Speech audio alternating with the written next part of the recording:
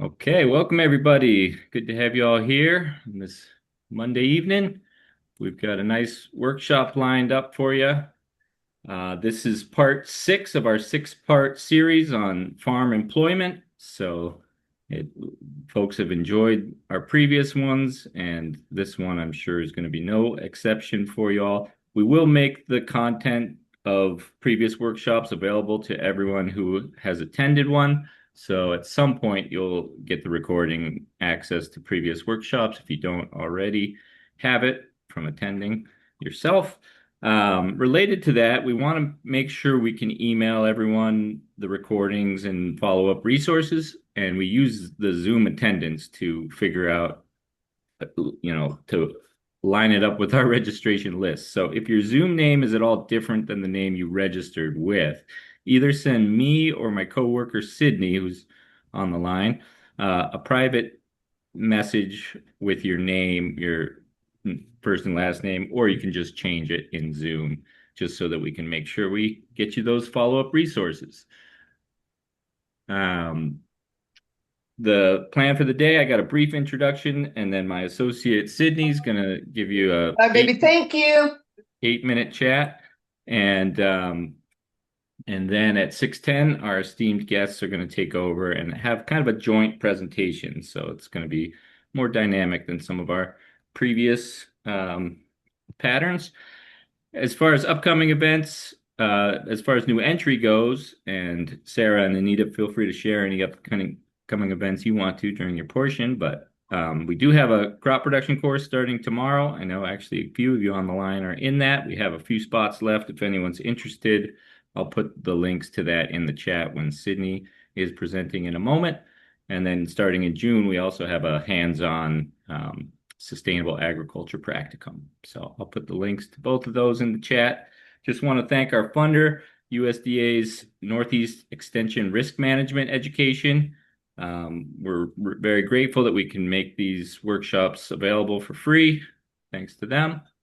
Related there too, we will have a poll when you log off. It's pretty quick, maybe 8 questions, I think. Shouldn't take very long, but it does help us out a lot. If we can report back to our funders, let them know what impact the workshop had, and also figure out how to improve workshops in the future. So appreciate if you wouldn't mind taking that. And then related to Northeast Extension Risk Management Education, I'm going to hand it over to Sydney because NERMI wants to help beginning farmers and small scale farmers and mixed vegetable farmers access a type of insurance that's a bit more accessible to mixed vegetable growers and small scale farmers. So she's just going to give you a quick intro to that. Welcome, Sydney. All right. So yeah, I'm Sydney. I'm working with Ben on this workshop series. You might have seen me before, but I'm just going to quickly go over the NAP or NAP program and what that is and the key elements about that so you guys can have a better understanding of how you might be able to use this program. So there we go. Okay, so this is the Non-Insured Crop Disaster Assistance Program. It is hosted by the USDA in partnership with the FSA or Farm Service Agency.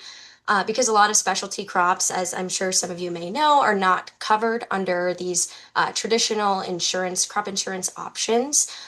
So when you have different natural disasters like freeze, drought, hail, anything like that, and your crops suffer, if you are associated with this program, you can have a little bit of financial assistance to help you recover. All right, so what all exactly is covered in this program? So it is pretty broad definition, crops that are traditionally not covered, and this does vary geographically across the US. So online it just says fruits, vegetables, herbs, different specialty crops, horticulture, floriculture. And the best way to know exactly what crops are covered is by contacting your local FSA agency because they're going to have the exact crops that are covered under this because it's not going to be be the same across the board. Um, yes, it does cover some secondary issues as well, but it does have to be, again, a result of those natural disasters, extreme weather situations. And per crop, I'll go over the coverage in a couple slides a bit, but it is limited up to $125,000 per crop per year. Or if you buy additional coverage, it would go up to $300,000 per crop per year. But again, that is only with the additional coverage plan, which I'll talk about in just a second. So to be eligible for this program, you have to have financial stake in the growing of the crop, of course. And there is an income limit of the adjusted gross income being under $900,000 per year. And the application has to be filed by the deadline for your specific crop. And that is, again, super important because the crops do vary. And I will stress this multiple times. You should contact your local FSA agency because they will have all of the crop deadlines for your area. Um, and then in order to actually qualify for the payout of this program, you must experience a loss above 50% of your expected production or 35% of your crop must be prevented from planting because of those natural disasters. And there is a fee waiver for eligible producers, which I imagine is, or many of you here today. If you are in any of these categories, you can file this form, the CC 860, which I will have linked at the end of the slide deck. You can submit this and you'll be able to basically be eligible for complete fee waivers on this particular program. I'm sure that the USDA has this where you'll benefit in other ways that across other programs, but with this program, you will not have to pay the fee waiver per application. So it's always great to save a little bit of money where you can. So the actual application process, if you decide this is something that you want to do, that you're interested in, there's a couple different parts. So of course the actual application and paying the service fee, but if you do that certification beforehand, you will not have to pay that service fee. Um, and yeah, it's as simple as filling out the form. However, because there are, again, some just specifics with the USDA, I would really recommend doing this with your FSA agent, either over the phone or making an appointment, excuse me, in person, is going to make sure that you only have to do this one time, and that everything is ready and set for you to go.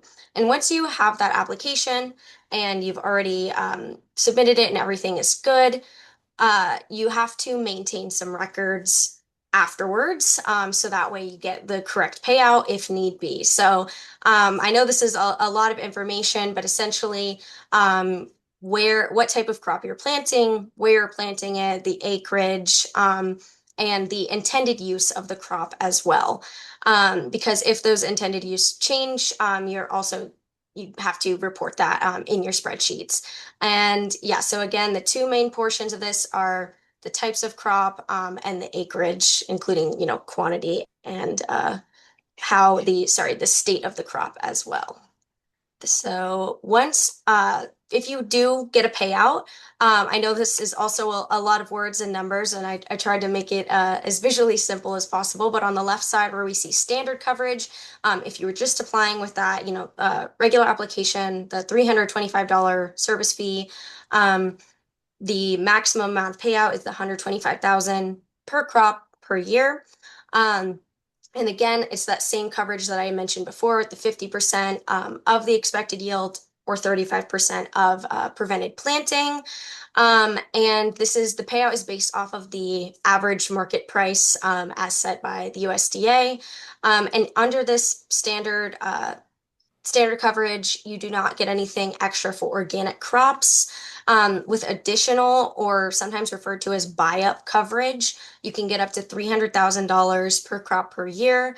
And there is an additional fee with this that is not as I don't think that they waive it with the additional coverage, but it would waive that base fee of the 325, and it is calculated based on your personal coverage choice. Um, the the standard when coverage applies is going to be the same.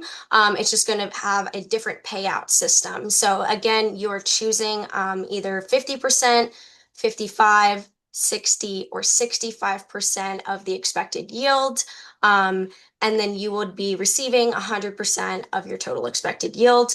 And then again, in this additional coverage, you're able to get coverage for your organic crops at a higher payout. And with standard, like I said, you wouldn't receive anything extra for organic crops.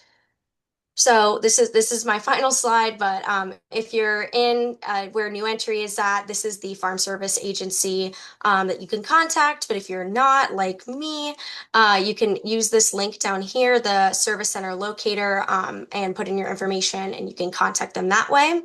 And then in this resources over here has the forms for the certification, so you can get that fee waiver, the actual application for coverage. And then I put a few resources down here that will help you when keeping your records, just some templates and examples that might help you visualize it a little better. And we do have a previously recorded workshop, so that is linked here that explains this program as well as other crop insurance programs and strategies a little bit more than this super quick presentation. But that is all I have, Ben. So uh, Great. if anybody has questions or comments, then we can go back to you.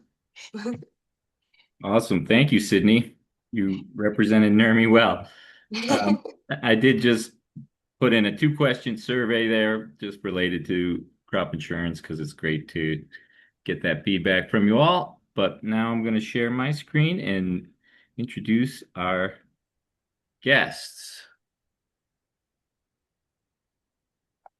All right, cool. Well, yes, like I mentioned, I'm glad we're all here together. This is a topic many people have asked for, and we've got some excellent presenters to come walk us through it. So first off, we've got Sarah Janes Ugeritz, and Sarah works as a farm labor extension educator with the University of Wisconsin Extension, focuses on farm labor management and leadership, and has offered presentations like this to many folks. So she's got a lot of experience with this.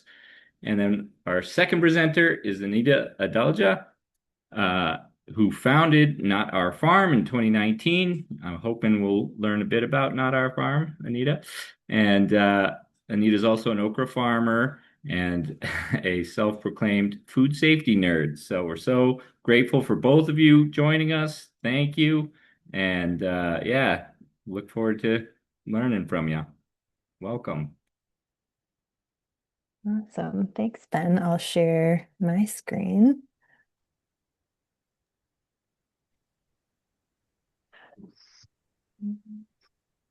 All right. Yeah. So great to be here with y'all.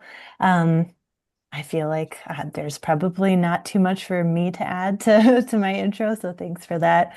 I'll just mention I'm based in Wisconsin, but work kind of nationally with farm owners and managers and workers. So there's a lot of deep collaboration in those spaces. And yeah, Anita, do you want to add anything about about Not a Farm or Yeah, anything? sure. Hey everyone, my name's Anita. Yeah, that was a great intro, Ben. Thanks for that. I'll just share that I've been a longtime farm worker for about 15 years, so I've moved all over the country working on farms, but now I'm based in Albuquerque, New Mexico. And Not Our Farm is where I work and the organization that I founded. And we work with farm workers to create resources. And a lot of what we're going to be sharing today has come out of interviews with farm workers and surveys and a lot of close collaboration with Sarah too. So really happy to be here with you all. Yeah, and maybe as we're giving you a little roadmap of what's ahead, it would be awesome if folks have the ability to drop in the chat your experience. If you're coming here as a worker or as a manager, an owner, an ag educator, and so on, just to give us kind of an idea of who we're spending time with tonight. All right. So yeah, this is just kind of a little roadmap of how we will spend our time. So we'll provide a little bit of background information, and we're going to be talking a lot about culture, obviously, and we'll be drawing pretty heavily from this resource, Farming into the Future by Centering Farm Workers. And we'll take a close look at 4 key topics that workers have said they really look for and they value in a work experience. And that touches on, workplace culture, work satisfaction, worker retention, and a lot more. And then we'll kind of shift gears towards the end and consider a few farm worker perspective scenarios. So that will be a pretty interactive time. And then we'll wind it down, but feel free to drop any questions or thoughts that you have in the chat as we go along. And then we'll have some time available at the end just for open discussion. We do not have a formal break scheduled, so we will encourage you all to just take care of yourselves as you need to. So, and I know Ben mentioned this is being recorded, so you won't miss much. All right. So this is the toolkit that Anita and I and our co-author and co-collaborator Rue created a few years back. This was intimately shaped and informed by workers' voices. It's about 70 pages long. Anita just dropped the link in the chat. And so the information that's included here was collected between 2019 and 2022. So some of the, more like financial data, which we'll get at towards the end, is a bit dated now, but I think for the most part, a lot of the experiences that folks have shared remain true today. And we gathered this information through a bunch of different methods, one-on-one interviews with owners and workers, primarily working on smaller scale diversified vegetable farms, through online focus group discussions, and then through a national electronic survey as well. This was also part of my dissertation through UW, so it all happened under IRB for anybody who is in the research world and wondering. So all in all, nearly 300 farm workers and owners really helped shape and gave voice to this resource. And just a quick note too, when we are talking about farm workers in this particular context of this resource, for the most part, the folks who contributed to this resource represent a very small subset of the larger ag workforce. So folks who are participating in this project primarily spoke English first as a first language, tended to have education that was high school or more, and then often did have citizenship status. So transparency around that. Okay. So the bulk of this resource is really organized around these 4 key topics on the slide here, and we're going to be spending a lot of time just exploring them throughout our time together tonight.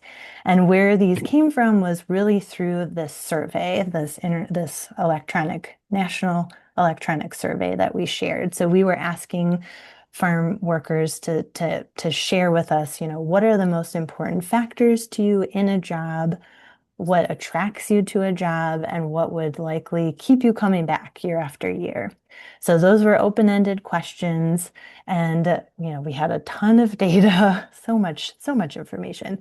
So we organized and we coded all of that, and these 4 factors were the 4 factors that like rose to the top across all of those questions. So we have strong communication, a professional and safe work environment, opportunities for growth and advancement, and livable wages. I will also make a note that while we're going to be talking about these 4 things tonight, there's a lot that matters to workers. And so in the actual resource, in the link that Anita shared on page 11, there is a table that shows, what that looks like. There's a lot of things that matter to folks, and you can take a peek at that whenever you would like to. All right. So I know we've got a wide range of folks here tonight, and we wanted to just kind of set the stage intentionally for our conversation. So really this is, reflecting on people-centered systems on your farms is incredibly hard work. So this is maybe especially for owners and managers to engage with these questions here. In that role, your farms demand a lot from you. And so recognizing the places where there might be opportunities for growth can be a really vulnerable process. And at the same time, we know that both workers and owners are operating in this larger ag system that was grown out of unpaid labor and deeply undervalued labor. And so you have likely had to navigate some really challenging situations as you've built your own businesses. And so, now we are asking you to create work environments that you yourselves may not have had the benefit of coming up in through your own experience. So, with all of that in mind, this is an invitation to really, acknowledge emotions that may come up for you as we go through our time together tonight, and to really, challenge yourself to sit with that discomfort and to lean into curiosity and maybe see that as an opportunity to go a little bit deeper with those feelings, and to look for the tangible things that could maybe lead to real action that can benefit everybody. So with that said, we've got some reflection questions here, and these are coming from Ijeoma Luo from So You Want to Talk About Race, her book. So I'll read them out loud here for us. What is being threatened here? What am I thinking this conversation says about me? Has my top priority shifted to preserving my ego? Am I trying to be right, or am I trying to do better? So just some things to maybe hold on to as we go through these next several slides. I will say that we also have some self-reflection and awareness questions at the end of each area of the toolkit as well. So feel free to engage with those if you dig deeper later on. All right, so with that, we are going to get started with a closer look at strong communication. Awesome. Thanks, Sarah. So, yeah, we're going to start with communication because it is something that's going to impact every single thing that we talk about today. And I'm sure you already know that, but I think it'll become clear as we move along. So, with the surveys that Sarah was talking about, we did ask what type of training would make your boss a better employer. And 79% of the farm workers who answered said communication. So that's how important that is in, a healthy and safe and strong workplace. So we have this quote here from Hannah Morth, a farm worker, who says, having those various communication pieces in place makes it easier for us to do those production tasks and do them efficiently and with confidence. As an employee, it also helps me adapt and make better decisions on how to proceed with a task that isn't going as planned without always needing to stop and ask for help. So you can see like how this would impact, the morale on a farm, but also, just general efficiency as well. We all been in those situations where we're doing something and we might not have clear instructions. I'm not sure, do we have like the authority to move ahead with something, or do we need to stop? And so this really gets at what we're trying to accomplish with having good communication in the farm. So communication is not just talking, right? It is actually can move a lot farther and incorporate systems on the farm. And it includes both verbal, direct communication with each other, but also nonverbal communication. So we have a few examples here that we've, and kind of in different categories that we've put them in based on what we've heard from farm owners and farm workers. So practices such as, just check-ins on the farm. This might be your morning meeting or, a set weekly check-in, formal employee reviews, team emails are included here in communication, crew meetings, annual reflection sessions. So thinking about what are the practices we have on our farm that are incorporating communication, whether they're formal or just informal. Tools. So some examples that we've heard about are walkie-talkies, whiteboards, field maps, SOPs, any kind of instructions, whether those are written or even just like photographs or signs, shared community agreements, codes of conduct, texting also like WhatsApp, Signal, things like that.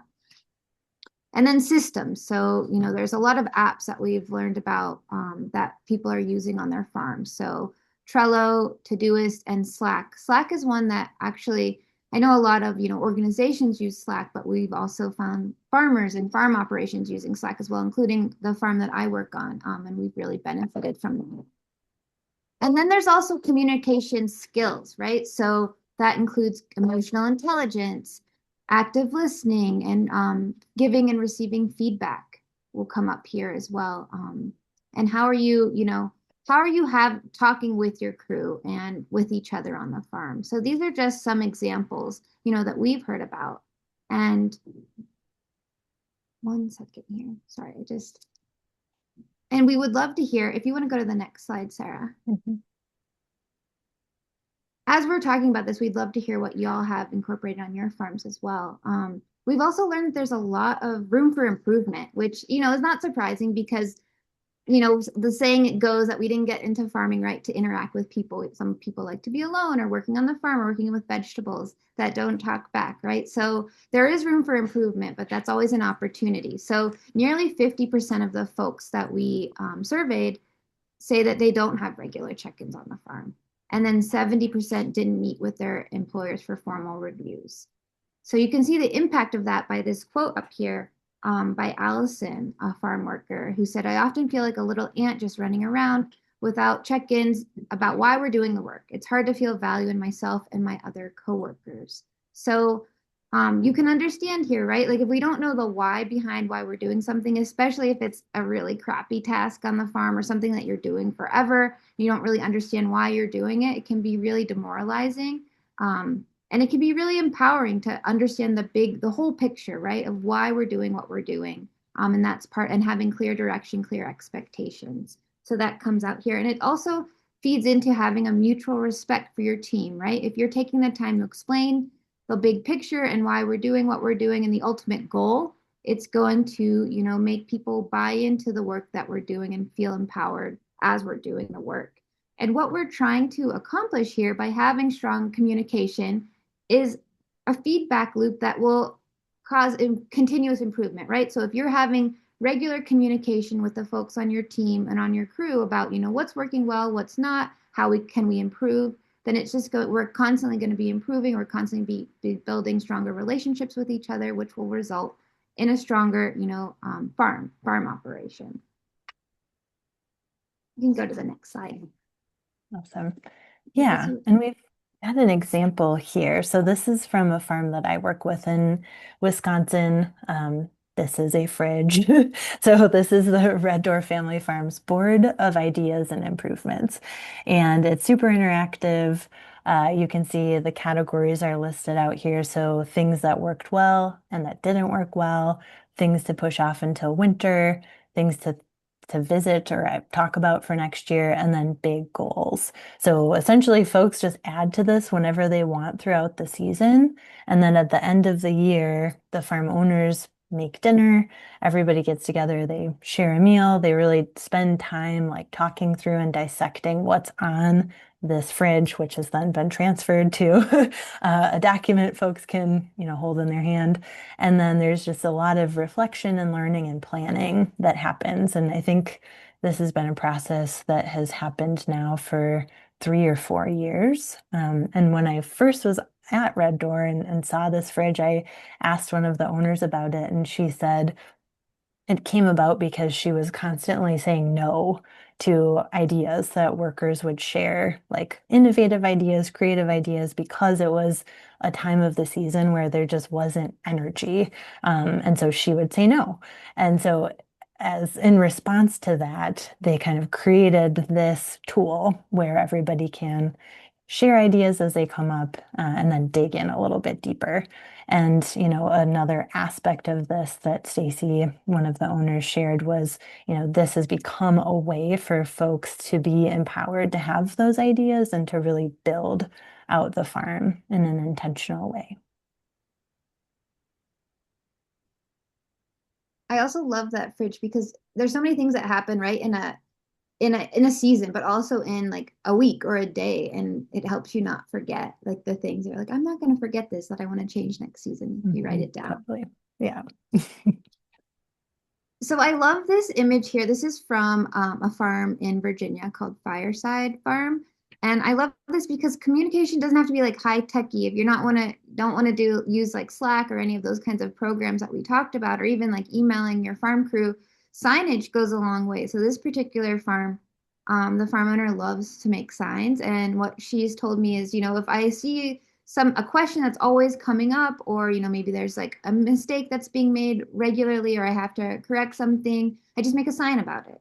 And that helps and that goes a long way. So this is an example of her farm chores sign and helps folks be accountable and make sure that all the tasks are getting done and it's able to be rotated. So signage is another great way to communicate things. And we'd love to hear from y'all if there's like a communication structure on your farm that you're proud of or you want to share that you find is working, maybe something we've already shared here or something new. If anyone wants to come off mute or put it in the chat, we'd love to hear what y'all have going on.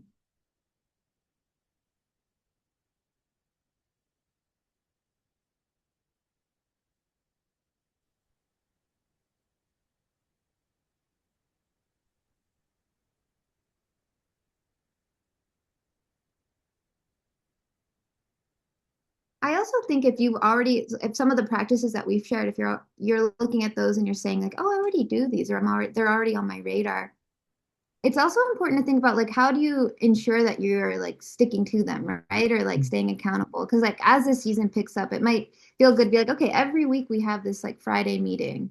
But then, in August, how are you making sure that communication is continuing when, you have veggies coming out of your ears and your walk-in is totally packed, right? Like how do we maintain this? That's another part that's really important about communication.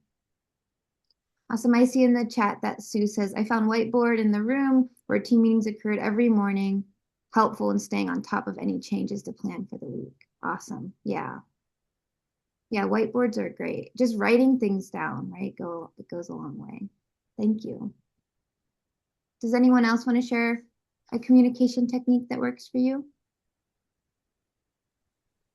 So I guess I currently don't have employees right now, but I do have like from other farm experiences, at least some different things that I remember. Like I remember when I was I guess this was more just when I was volunteering at like the at the at a community farm where they had like a big whiteboard out and sort of like this I guess they had it in the farmhouse sort of like right next to the door so that as soon as you walked in the door you saw this whiteboard was there and you could see like okay what tasks need to be done today and whoever did the tasks for that day would check off that task after they were done and it would be sort of like that would let people know that okay that task has been done or they check it either they check it off or they'd erase it from the whiteboard and that way they knew okay that task is complete that's done for today.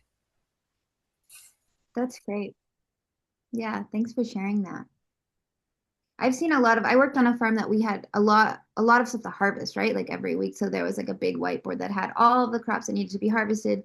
And then you'd initial next to the one you were harvesting. So we knew it was getting done and how much you needed and where it was going. And it would also incentivize us if there was something exciting you wanted to harvest, you'd get to the farm early so you could put your initials next to where that crop was.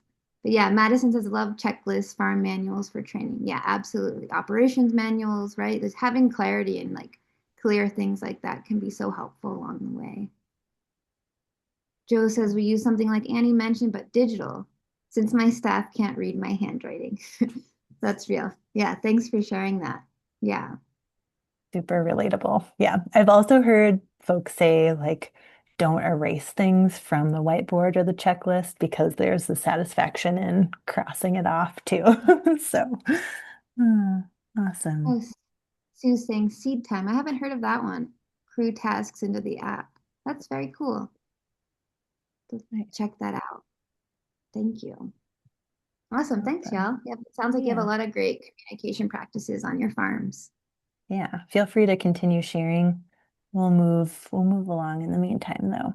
Yeah. So we're going to shift now into that second topic, which is a professional and safe work environment. And we've got another quote here to share. And this one was coming from one of the focus groups that we hosted with folks. So this person said, the systems on the farm are really solid. The owners have their stuff together, and that helps because it's a system we can trust in. They've honed it over time to be realistic for our bodies and our equipment, time, and schedules. And there's also a level of rigor, but it's healthy and it makes me feel proud of what we're doing. And I think we've seen all this translate to better tenure on the farm. So I think we can see a couple different things really standing out in this quote. It's not just the systems and the structure, but also how they take workers' daily, weekly, monthly experiences into consideration as well. So you may be wondering, what is a professional and safe work environment? What do workers consider this to be? Do they want more of a corporate experience? Not quite, but many do seem to want some of those same supporting pieces in place, like employee handbooks and formal orientations, scheduled check-ins, some of those communication pieces that Anita has already talked about. But they also talked about a lot of other things. So this, not terribly fancy graphic is a way of sharing a lot of the things that were just repeatedly shared with us when talking with workers about this professional and safe work environment and experience. So we've got things like access to shade and water, inviting inputs, clean bathroom and break areas, things like clear work-life boundaries, knowing when you're going to start work and generally when work will end each day, taking time for stretch breaks and lunch, and then things like calling out microaggressions and being able to decline dangerous tasks, which is related to, building a consent-based culture and a few other things on there. And this is not at all a comprehensive list, but just is meant to give a little bit of flavor and shape to what this can entail.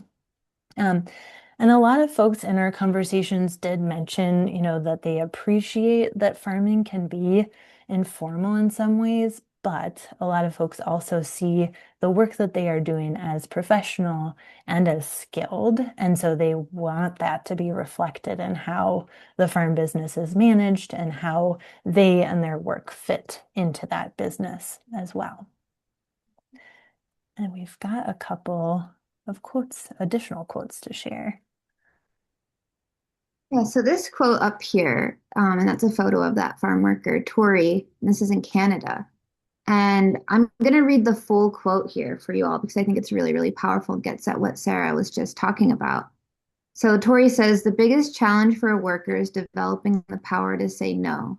And that umbrellas over so many aspects of farming. Does a worker feel like they have the power to say, no, I'm not going to stay until 8 p.m. to finish harvest? No, I'm not going to get on this dangerous machine. No, I'm not going to work with these pesticides. No, I'm not going to drive an uninspected vehicle. All of that kind of stuff. There are just so many dangerous situations that workers are asked to put themselves into because it's convenient for the farm owners to ask them to do it, and it's inconvenient to think about a safer way or to buy something or fix something so it becomes safe. There is no real incentive for farm workers to put themselves at risk for someone else's business. You don't get a share in the business for putting your hand in a mixer or standing on a rickety ladder.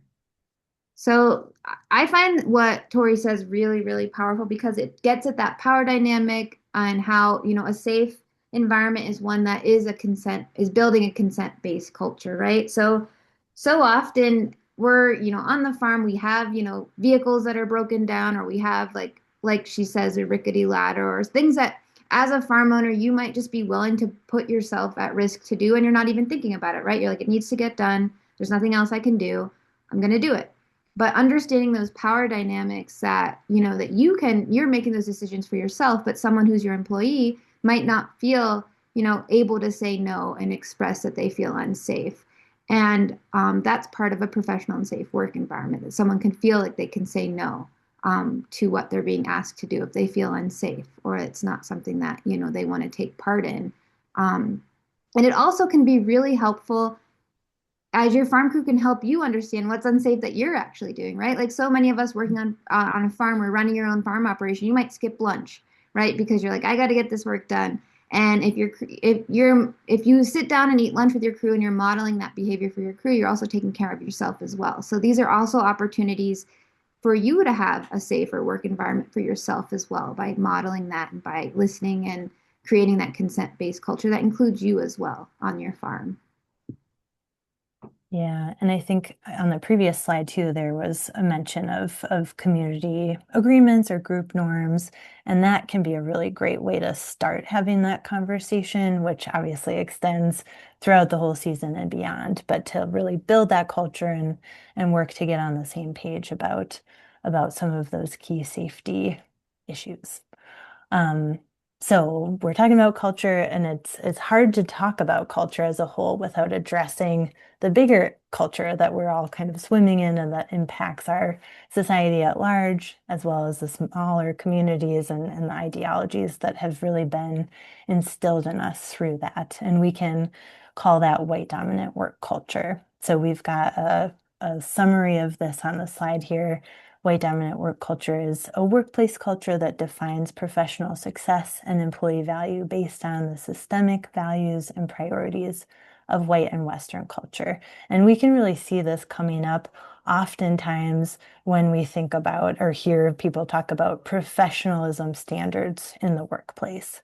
Um, and these, characteristics, which we'll share on the next slide, they have often been painted as representing inherent values in our society, and we'll kind of point that out when we get there. But really taking time and pulling back the curtain and looking at where they originate can help us see that in many ways they can actually be really oppressive and not helpful in terms of the overall culture of care and inclusivity that we ultimately want to be building in a workplace and with teams that we're working with. So in the toolkit, we spend time exploring white dominant work culture, also called white supremacy culture, and its associated characteristics, and including how they show up in the firm environment and where they show up in the firm environment. I also want to acknowledge that this is a really big and a complex and nuanced concept with very deep and tangled roots. So if this is a new concept for you, there are a lot of places to dig in and to learn more and to go deeper. We certainly aren't going to go very deep today because we don't have very much time, but this is something that came up in a lot of our conversations with workers and with owners as something that they see on the farm and that they want to work to identify and address. And so we are talking about it here. Um, so I'll just point out a couple here. So we've got yeah, thanks, Anita, for dropping that into the chat there. So there's a really helpful document here that really explains what all of these characteristics are. And then I think what's really, really valuable is that they spend a lot of time talking about antidotes, which are basically these big and small actions and awareness building steps that you can take to basically kind of work against falling into perpetuating these characteristics. So we wanted to just spend a couple minutes looking at two of them that we can very easily spot on the farm. So we'll start here with only one right way. And so this characteristic is exactly what it sounds like. The belief that there's one right way to do things and that people are essentially going to learn that and adopt it. And I think especially when we're operating within a hierarchical system where there are differences in experience and in perceived knowledge and skills, we can definitely see this kind of become the way of doing things and being that main expectation. But we've got a couple of antidotes listed here that can be helpful, starting with just acknowledging and accepting that often there's more than one way to do something. And that like makes room and space for creative thinking. There's also just power in noticing and naming that behavior in yourself, in others. That can be made a lot easier if this is a conversation that's happened beforehand, possibly through creating community agreements or just in conversations with the farm team around the type of culture you're building, how things get done, and so on. And then another fairly obvious one is just acknowledging that we all have a lot to learn from each other. And, it's not uncommon for workers to work on multiple farms. So you may have somebody on your farm that has worked on two or three or four other farms and has therefore been exposed to so many different ways of doing things and different systems and ideas. And so really being intentional and building a space where it's okay to share that and talk about that can be incredibly valuable. And then, yeah, be willing to engage and adapt. I will say, these sound simple and they also can take a lot of intention and energy and time. Okay, we're going to get to the next one and then we'll kind of open it up for processing and sharing as we get there. So the next one is sense of urgency. So of course, I think anybody who's worked on a farm knows how deeply this can feel ingrained in the culture of farming. Basically, I'll read off the definition here, but just ongoing urgency that can undermine inclusivity and or democratic and thoughtful decision making. So some antidotes here. We've talked a lot about whiteboards already. And the first one here is keeping work plans realistic. So, if you have 3 days worth of tasks listed under Monday, that's a good example of, an opportunity to pause and ask yourself, is that realistic? Because at the end of the day, that can feel really demotivating for the crew, even if as a manager or an owner, it's helpful for you to get all of that information down. It can work against the overall picture. And then, working towards an understanding that things can take longer than planned, especially in a farm environment. We know that that's true. One thing here too is around like talking about what decision making does and could look like when urgency feels especially present. So it can be really helpful to kind of role play in a way or talk about what do we want communication to look like? What do we want, energy to feel like? How do we want to treat each other when we're in a high pressure, very urgent situation? And that can be really helpful in the moment when things are urgent. And then this final one is coming from our co-collaborator, Rue, who shared, there's a lot of power in questioning whether that urgency that you feel is real or manufactured. Because we all know, time pressure is real. It's very present on the farm. And this can be an opportunity to kind of think about, what are the trade-offs? Like what are we giving up when we are always letting this sense of urgency lead us? And so the example that Rue had shared was, I think they were working on a tractor or an implement and something broke. And it very quickly turned into like, I'm going to need to drive into town. This is going to take up my whole afternoon to fix this. And one of the crew members kind of just asked the question of, do we actually need to fix that now? Because we're not going to be able to get into the field because it's too wet. And so just taking that moment to pause and think, is this real? Does this need to be fixed right now? Or do we have a little bit more time and flexibility in a fast-paced farm environment can be really helpful. So yeah. So we wanted to just share that and now hear from y'all. Like, how is this resonating with you? Are there antidotes that you're practicing on your farms, things that you've been exposed to, or other examples to share? And I'll just say, I know this is a lot of information to share, especially if these concepts are a bit newer. But yeah, any questions or thoughts or examples?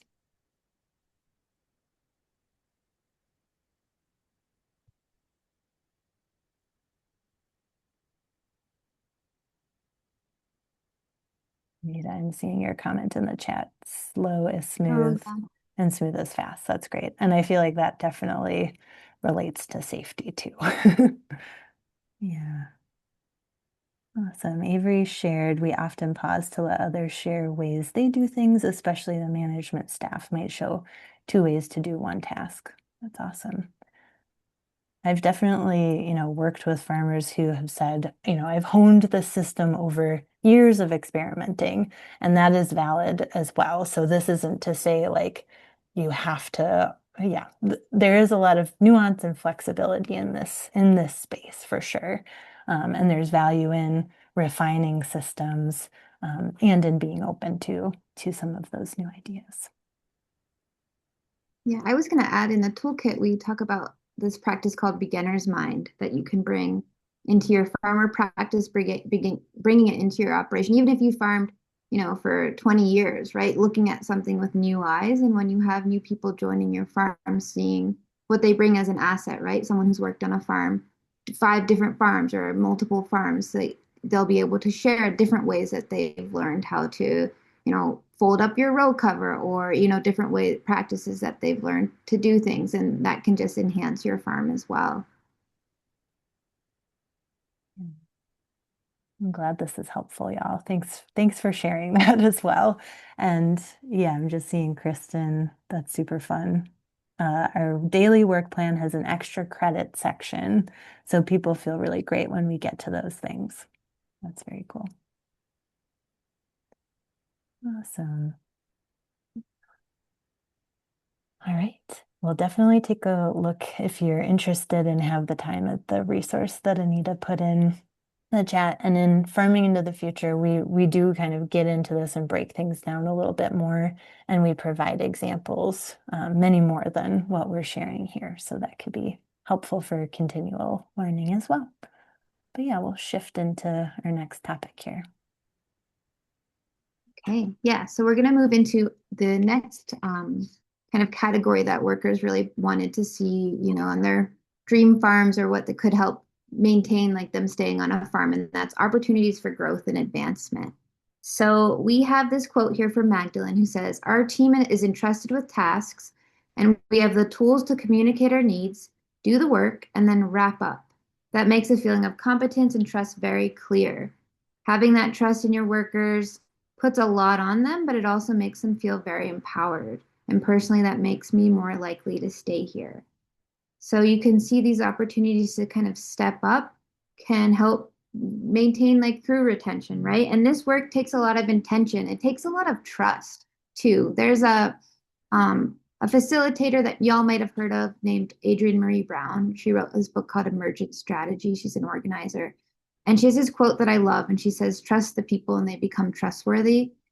That goes a long way if you are trusting the people who work with you and work with you on the farm to do tasks, right? You hired people for a reason. You need the support, you need the help. And when you empower someone to do something and, show that you are holding them accountable, it goes a long way and can really empower people to take those next steps and step up. It's good for them and it's good for you and your operation as well. And more, we're seeing that it's more like common for folks coming onto farms, working on the farms, being interested in farm work to not be coming from like farm working families or ag backgrounds, right? So what that means is the onus is often on the employers or the farm managers to do these types of trainings and provide these kinds of opportunities for their crew to, grow their skills and their experiences and take on new tasks. And we want to talk through in this section what are different ways that we can do that that's not going to feel, like this extra burden that you have to do. In this survey that we did across the country with farm workers, 74% of the farm workers who were surveyed said that training in production, so crop growing training, is something that would really help them with their growth and advancement in this field. So it's a big piece here that farm workers want to see and really desire to have in their jobs. So building autonomy for workers is a really valuable thing. And if you can work towards giving people different roles, it gives them a sense of responsibility and ownership. So I know this can be challenging, right? When we're working on the farm, if someone's really good at picking kale or, building the CSA boxes and packing them, sometimes that's what you get stuck doing, right? But if we can expand that and think about how we can create these opportunities for folks, it's going to go a long way, because what we found is 1 in 4 want to be working in farm management positions in the next 5 years. So people really entering farms want to move up, and they're not wanting to stay in the same position for many years. They want to, learn skills so that they can potentially be managing their own farm or working on a farm in a management supervisory position, which I saw in the chat someone is starting that role soon too, which is exciting. 51% said that opportunities for growth and advancement is the top 2 things that a farm owner can do to help retain them, right? So this is huge. So if you want, institutional knowledge on your farms, you want your crews to stay and not have to be seeking employment season after season with new crews, building up those skills and moving people into different positions is going to help with that. And then the other thing is 10% have said that they've received professional development stipends. So ranging from, $100 to $1,000, with the average being 417. So this doesn't always have to fall, the burden doesn't have to fall onto the farm operation to create these opportunities. There's so many trainings out there, right? You might have a neighboring farm that's having a tractor training, or I know some regions have, farm visits at different farms with skill shares, conferences. So having that professional development and letting your crew decide how they want to build their skills can also be an option for, meeting growth and advancement as well on the farm. So some examples that we've heard from farm workers and farm employers and farm owners about how they're doing this on their farms are regular field walks. So it doesn't have to be, this is something that you're probably already doing on the farm, right? You're walking the field, you're trying to see, how are the crops growing? Are there pest pressures? What's ready to be harvested for the CSA for the market? Take your crew along with you, right? Having folks be part of those conversations, having them, having farm workers on your farm or crew is an asset, right? There's more eyes and ears and, observations happening. So bringing them along for those field walks or having specific ones where you're talking through things can be an opportunity here. Creating team lead positions, and Sarah's going to talk a bit more about this as well. I worked on a farm where we would rotate. Some people would be in charge of irrigation for 2 months, and that was what they had to look at field moisture and be fixing all those, the drip tape with the leaks and things like that, or propagation, working in the greenhouse. So thinking about how people can take those kind of more leadership positions in different parts of the operation. Subsidizing conference attendance or course enrollment. Even many farms offer, work trades or scholarships, and just letting your crew and people working on your farm know about what those opportunities are can be a big deal. And then field trips to other farms. If there's, even if it's just to go, do a work trade or, help someone skin a greenhouse, having those opportunities can be really helpful. And yeah, I'm curious to hear, or we're curious to hear what y'all have going on your farms. How are you creating these kinds of opportunities for anyone working on your farm, or if you're a farm worker yourself, what you've experienced that has helped, build your skills.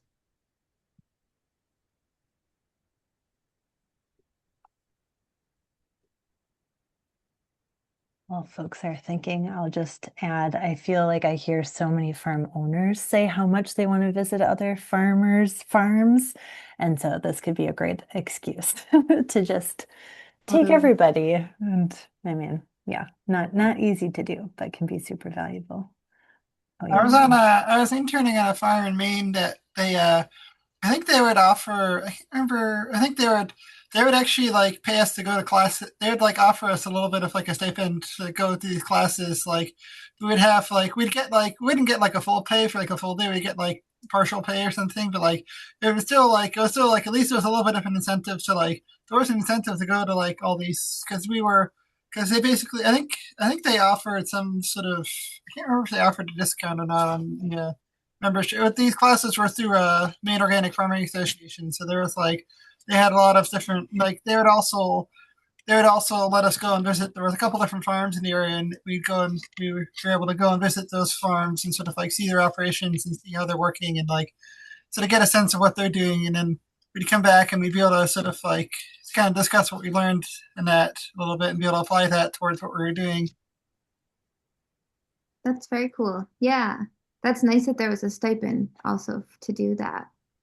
I see in the chat Maggie wrote farm field trips are huge. Yeah, that just being able to see what other folks are up to.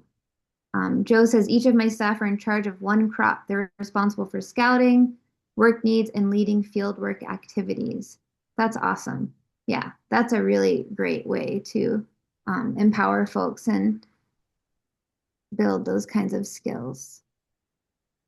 Great. Some other things that we've heard about while you all are, if you're thinking about anything else you all want to share, are, um, you know, oftentimes people leave at the end of the season, right, and aren't getting exposed to the crop planning that happens. So inviting your crew to come back to talk through like what are the winter activities that are happening on the farm, or what does crop planning look like in business planning, and what even like registering for the farmers market, and how are you planning for the next season? Because oftentimes folks who are working on farms aren't exposed to those really crucial parts that are happening in the off season. Um, Also, tractor training, small engine repair, things like that.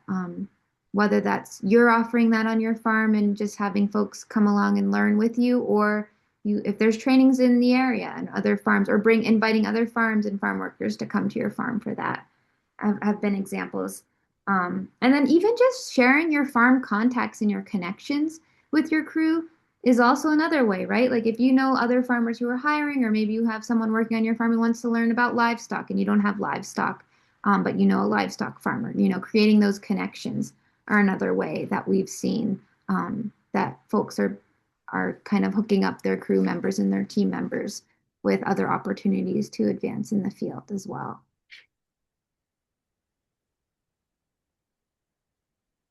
Well, feel free to keep sharing any examples in the chat. But yeah, we can take a closer look at the team leads role example that Anita mentioned on the previous slide. So this is a farm I work with in Wisconsin here.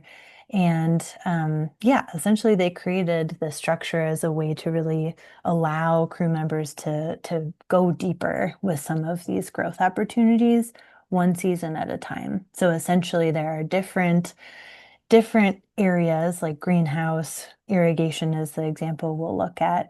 And folks who want to opt in are able to rank their level of interest in stepping into those roles. So I think that's a big thing is that, you're pairing their interest and motivation to that position. And then that's something that they really build their skills and their comfort in over time. So we'll take a closer look here. This is a lot of text. I will also drop in the chat a Google Doc of this too, so you can hang on to it. All right, there we go. Um, okay, so this is for the irrigation lead, but each of the positions that they have their own position description, and that is revised and updated each year, and whoever is in that role participates in that process. So what we've got on the slide here really provides an overview of what that person can expect to focus on, and what the supportive infrastructure looks like. So we've got Karim on the previous slide here. Karim is on this side because he was the person who was doing this irrigation lead position when we were putting together the toolkit essentially.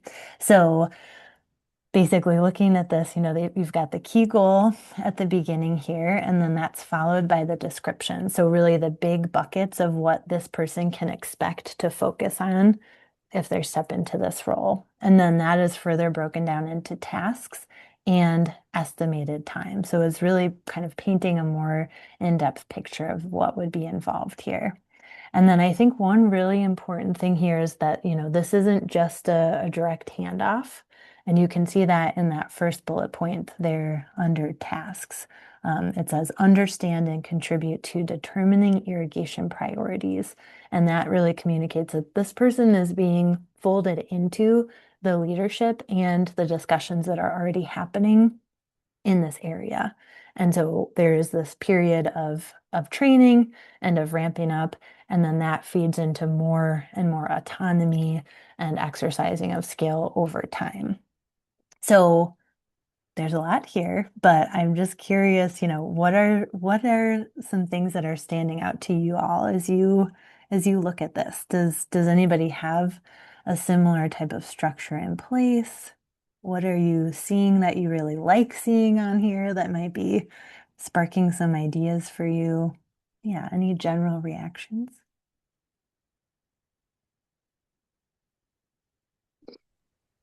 I think as somebody who has also worked on like a farm who was not very good at communication and very much had this sort of like authoritarian rules and iron fist type of attitude towards towards their employees, where it's like they were just like yeah. Long story short, they were very bad at micromanaging, and that was sort of like as somebody coming from that and like they were not very communicative about any positions on their farm. Like they just like would kind of just throw you in and hope for the best. And so, guess coming from somebody coming from that position, like looking forward to when I do end up getting employees further down the road, probably a couple years or so from now, plus or minus. But like, just like looking down the road, I'm like, I really have to make sure that like because I know for me, like I tend to struggle sort of like communicating what I'm doing to people sometimes, and like it's not necessarily intentional. It's just the way my mind works and how it like doesn't. But it's just like looking at that and looking at my past experience. I'm like, I got to come up with. It's like it is definitely crucial for me to come up with these type of plans and to know this ahead of time because I'm like,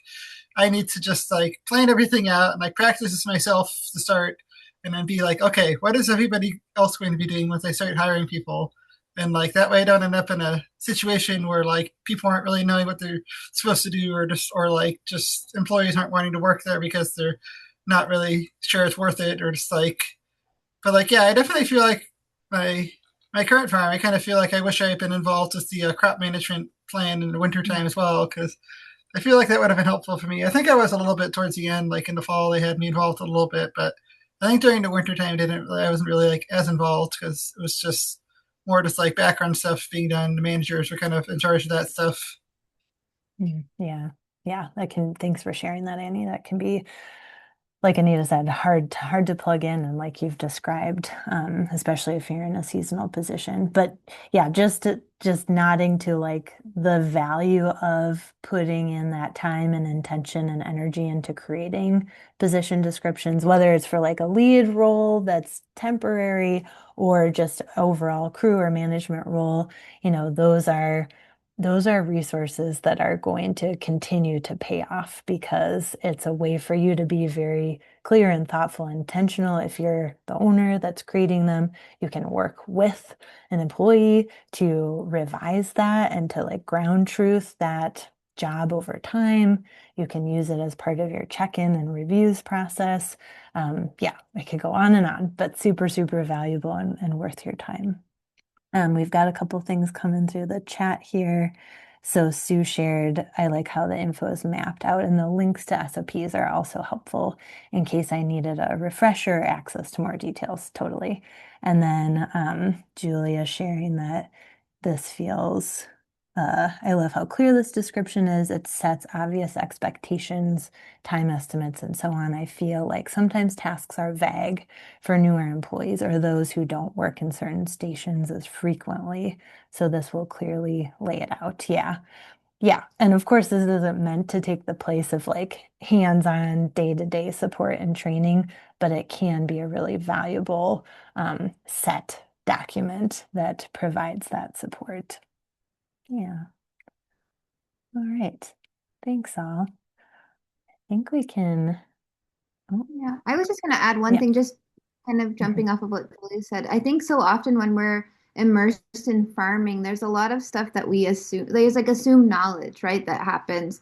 So this goes back, of course, to communication, right? Because goes through, it's a thread through all of this. But thinking about, yeah, how clear this is and how it links to SOPs, and thinking about even when you're writing standard operating procedures, there's this practice of that you can do of like how do you make a peanut butter and jelly sandwich, right? If you think like, oh, I just take bread and I put the peanut butter on it, but you need to be very explicit. You open the jar, you get a knife, you take the peanut butter out of a knife, you spread it on the bread. So think about all of those steps that go into it because it is, and take that time to do it. And maybe you do that in the off season because like during the season it's too hard to like think like that when you're so busy. But this is a great example of how you can be very, very clear. And I know for me, when I've managed crews before, sometimes I'm worried, like, oh, am I like over explaining something? But setting those clear expectations and being very clear and direct is often the feedback that I get, like folks want, especially when they are new to farming, and don't and not, assuming that people have this knowledge that might not be there. But yeah, so thanks for bringing that up. Yeah, thanks. And thanks for sharing that, Anita. I'm going to drop this link in the chat. It's a program that I co-steward with a bunch of experienced farm employers. We have a session on hiring. And then also a shout out to UVM and the Farm Labor Dashboard, which I think Sydney shared earlier. That's a really great spot to visit as well, just around generating some of those documents that you can then tweak over time. Yeah. Oh man, we've got some good stuff coming in the chat here. I think we can hang out here a little bit longer. Annie shared having an education side to the job is also something I found helpful in the past. Definitely. Yeah, I think especially, folks who want to do this work longer term are coming with that curiosity and really want to build out those skills. And then yeah, Ash shared, I've also asked neurodivergent crew to annotate or rewrite the SOPs in the way that they understand. And we work through it together to see what are the standards and what are the adaptable parts. Wow. Yeah, I love that. Yeah. I've also heard, jumping off of what you wrote, Ash, here, I've also heard folks on farms will just like voice memo or record themselves doing an activity, and then share that with their crew and like work together on creating an SOP. Sometimes it can be like, I don't know how to like write this, type this up. Like this feels like awkward. So sometimes like, yeah, recording yourself as you do it and talking through the steps has been a way as well. That's great. Mm. And yeah, just a note to Julia's comment of not having a handbook. I would say that's not a super uncommon situation, and I'm sorry that that's been your experience. Hopefully you'll get that soon. Yeah. All right. Well, keep it coming, folks. Anita, should we move on, or are there other things you want to share? Well, I think we can move on. Yeah, just Okay. keep it coming in the chat if y'all want to keep talking Yeah. about things. But we're going to move on to livable wages. So this is a big one, and we also are very aware that farming, we're acutely aware that farming is not, we're not in it to make the big bucks, right? So often everyone is being pinched. So as we go through this section, we do want to talk about, yeah, that livable wages are really important for farm workers. And this has come up a lot, and this is not surprising, right? But also there are other ways that we can build up to that, right? If we're not able to right away give folks raises. So we're hoping that this doesn't feel demoralizing or intimidating, but we're going to talk about other solutions and other ideas that have been, gleaned from farm workers about how it can also help with sustainability. So this quote we have, I'm going to read the full one again. This is by Kelsey Crawford, who worked at this farm called Tumbling Shoals Farm in North Carolina. And Kelsey says, the farmers who I work for are well, this is just a little, what's on the screen is a kind of just a pulled from the main quote. So I'm going to read the full one. So the farmers who I work for offer year-round employment opportunities in whatever way that they can. We have a good pay rate, and also when you're taking on more roles, you're making more money. So the biggest thing for me, the farmers that I currently work for really emphasize boundaries. We work a 40-hour work week and we get paid for every minute that we work. So if we work an extra 15 minutes one day, we either take it off the next day or we get paid for it. So that's the full quote. And I love what Kelsey says because the wages here, it's not just about the wages, right? She mentions that they get paid a fair wage, but there's also boundaries included. The time that's paid and then respecting the time that is being worked, right? And this is like, as people who are employed on farms, we're passionate about the work that we're doing, but it's also our job. We're also there because we're getting paid and it's our job. So it's really important to have those boundaries in place. And it's also, as we all know, it's very, really easy to blur boundaries on farms, especially as we're so busy or, we kind of bond as like a family. So it's really important that we don't forget that people are employed there and are there to make money and create systems in place so that when it gets busy and you're not able to blur those boundaries, right? Because you have those systems. Your crew knows, that there's a clock in, clock out, your tracking hours, whatever you have in place to make sure that, there are those boundaries in place and we aren't unintentionally exploiting or taking advantage of people or putting them in uncomfortable positions around their wages. Okay, so I also want to read the full part of this other quote that we have at the top here. This is from a farm worker named Brian. So He says, I wish there was a path to make a decent living in farming without starting your own business. So that really gets at, many farm workers don't necessarily want to start their own operation. They know how hard it is. They know how hard y'all are working. They want to find a job on a farm that is sustainable. So he says, I wish there was a path to make a decent living in farming without starting your own business. I've hit a ceiling. I've been in management roles for 6 seasons now, and I just am not making any more money than when I started.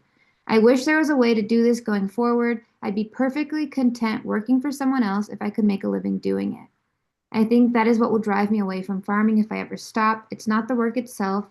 I think not seeing a future for myself doing it. So, more than 60% of the folks that we surveyed still plan to be farming in the next 5 years. So, they want to stay in this field. But that said, 52% have a second job. 18% have had a second job in the past. And then this is not surprising, right? As folks who are farm workers in the room and also farmers, 1 in 4 receive public benefits. So it's rough out there. We know this, right? 76% have said, though, that a health insurance stipend, not necessarily even having full health insurance on the farm, having a stipend would increase their ability to accept farm employment. So what that has looked like is $100 to $200 a month as being really, really impactful. So we understand, yeah, that people are entering this field because they want to do it. They want to, gain these skills. They want to be working outside, for whatever reason, feel this connection to agriculture. But they're having a lot of difficulty doing it, and they're having to maintain other jobs, rely on public benefits. So how can we make this more sustainable so that we can continue building this workforce of folks who want to be farming and want to be in agriculture and want to be working on our farm crews? Yeah, big question. So we've got in the toolkit, we have these maps. We asked folks to share information about wages that they were making in management and non-management roles. And I'll say, this data in particular is from 2022. So at this point, it may feel outdated. We do have plans to do another survey and refresh the data and the numbers in that toolkit, hopefully in the next year. Time moves really fast these days, so that is a goal that we have, and we'll be sure to let Ben know when that refresh comes. But yeah, we've kind of got this information broken down by region, so you can see if you zoom in and look at the Northeast, the average wage for non-management workers was 16.24 an hour, and then 18.36 an hour for management. I think if we ask that same question today, that would probably not be consistent with what was reported back in 2022. And I know I talk with a lot of farm owners who are really trying to be creative and intentional around how to get those wages up because they're needing to. Yeah, and then okay, on this next slide here. So we provided that bit of baseline, but we also asked workers, what would you consider to be a fair wage for your current work? So we asked them, what are you currently making right now in a management or non-management role? And then what do you consider to be a fair wage across these different roles? So we asked folks, to share those reflections for beginning workers, which is 1 to 3 years of experience, intermediate workers with 4 to 8 years of experience, advanced 9+, and then management.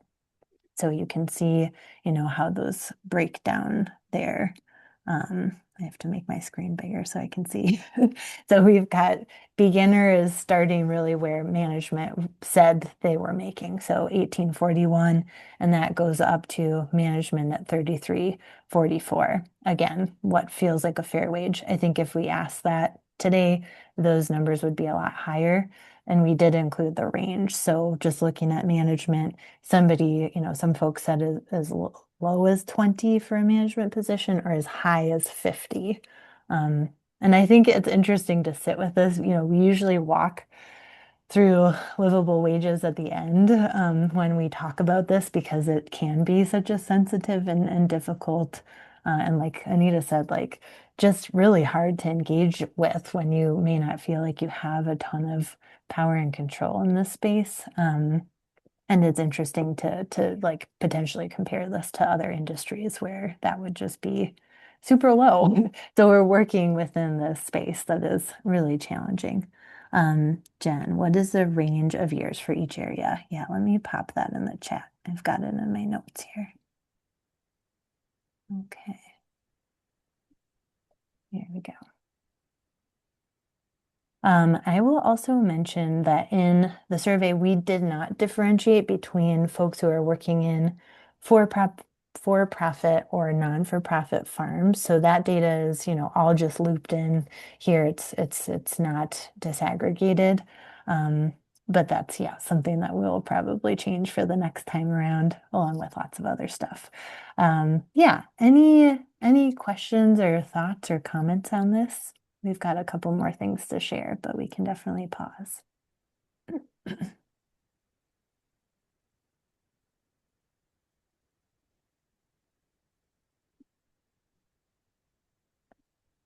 I had a quick question.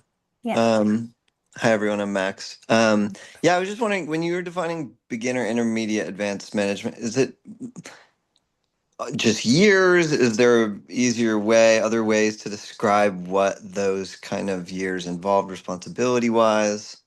Things like that. Mm. Probably. Tough I to think answer. yeah, I think there are a lot of different ways to like cut the pie, as it were. That is just, in our brainstorming and thinking about like how do people ask about years of experience in other surveys or in like signing up for conferences or things like that. Those were the ranges that we were seeing often, and so that's what we adopted for here. But I think that's a good point. There could be a little bit more detail added to that too. Um, yeah, thanks, Max. All right. Well, feel free to drop other questions or thoughts in the chat. We'll just bring some additional examples into the mix here. So, like Anita said, wages play a really, really critical role within this question of whether somebody can continue to do this work or not. And oftentimes, and as we've seen, a lot of the folks that we spoke with through the survey and just through our own work are doing this work because they find value in it and they care about it. So oftentimes they are making sacrifices to continue working on farms. So there are plenty of other ways and factors that can positively impact workers' financial realities outside of formal wages. And we've got some examples on the slide here. And these are examples, again, not an exhaustive list, but just things that workers were sharing with us when prompted to share them. So we can see, farm food, formal CSA share, or other farm food. That was almost a universally offered up example based on what workers shared with us. It's a lot of work to tend the land and then to be able to enjoy that food is really meaningful. We've got, different stipends. So whether that's health insurance or a gear stipend for boots or, whatever you need to stay warm and dry and comfortable, or we've already talked about this, but a professional development stipend, those can go a long way and can really help folks build their skills and feel valued as well. And then formal paid time off, whether that's vacation or sick time, however people choose and need to use that can be really meaningful. Obviously, offering regular raises or bonuses, thinking about transparency in that as well. I know that can certainly be hard, but just reflecting on, are there things that you can share um, at the outset of the season? And then retirement planning or matching contribution. Those were a couple examples. And we've got what else here? Because, yeah, this is just some examples. If folks have other things that they would add to the mix, feel free to drop those in the chat or come off mute. I see Annie shared the farm I work at part-time has a reject produce bin in the cooler where any produce goes that can't be sold. Yeah, for employees to take home. Yep, definitely like a seconds palette. Jen shared educational stipends. I will share that this picture on the slide here, it may look like it is part of a farm store or it is part of the like you're a customer and you're building out your CSA box, but this is actually a staff food fridge. So that is for staff, and it is beautiful. So that is pretty meaningful. All right. We've got a couple other more in-depth examples here before we kind of shift into our farm worker perspectives scenarios. But yeah, we've got one example here coming from Bear Creek Organic Farm in Michigan. So they provide year-round workers, full-time year-round workers with health insurance. And I'll read this quote here. So Brian is one of the owners, and he said, "We provide health insurance for our full-time year-round employees. Customers will often ask us if there are other ways they can support the farm. And this is it. We encourage them to donate in support of employee health insurance. We have a donate button on our website, and 100% of those dollars, plus any dollars tied to our sunflower sales, go right into the insurance pool. As we say on our website, far too many sustainable farms suffer employee burnout, high turnover rates, and substandard wages. We make it clear that by investing in our staff, customers are investing in a sustainable local food economy that keeps workers employed, insured, and happy." So I spoke with Brian a couple of years ago, and then I visited the farm this fall and had lots of conversations with the crew there. And at this point, I think there's just one person who is utilizing that health insurance, but almost everybody said that that was a major factor in them deciding to work at that farm because of what it said about priorities, and care for the crew. And then another example here, the last one we have for livable wages here is also from Rock Steady Farm out in New York. So they've got a crew lunch farm worker support fund. So they've got a donate button on their website where folks can support with providing the crew lunch. And so, I think just like thinking back to my own experience working on farms, you're surrounded day in and day out by this beautiful produce and food that you've been tending to. But at the end of the day, like making your own lunch for the next day can often be like the last thing that you want to do because you're so tired. So I think this is a really simple and yet super meaningful way for, the community that the farm is nurturing to in turn nurture the hands that are growing that produce. So a couple creative examples. And I know we've got a couple others coming in through the chat. So thanks for sharing those, everybody. All right. We're going to transition into farm worker perspectives. Okay, so yeah, we went through those four main topics that farm workers really value on a farm. And now we're going to shift to really truly understanding like where farm workers have come from, like what their perspectives are, and what they want farm employers to understand about them and their experiences. So we find this activity really, really useful if maybe you haven't been a farm worker in a long time. Maybe you've been running your own farm for many years and you haven't been in that role of a farm worker for a long time, or maybe you've never been in a role of a farm worker. Maybe you were able to, start your own farm without having worked on a farm before. So we find this exercise really useful to understand where farm workers are coming from. So a little bit of background around how we create kind of created this activity is I guess it's been a couple of years now, Sarah, maybe a year and a half. I don't know. Time, I don't understand time anymore.